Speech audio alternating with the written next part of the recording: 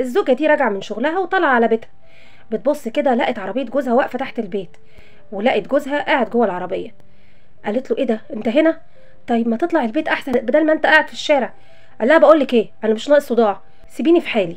قالت له خلاص ما تزعلش نفسك، وطلعت البيت ونزلت تاني وكانت جايبه له معاها شاي.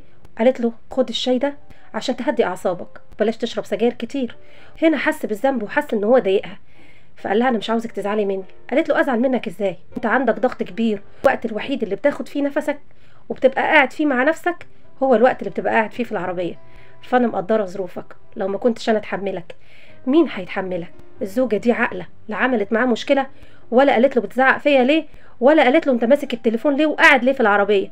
كل اللي عملته حست بجوزها وحست بظروفه، ما عملتش مشكله.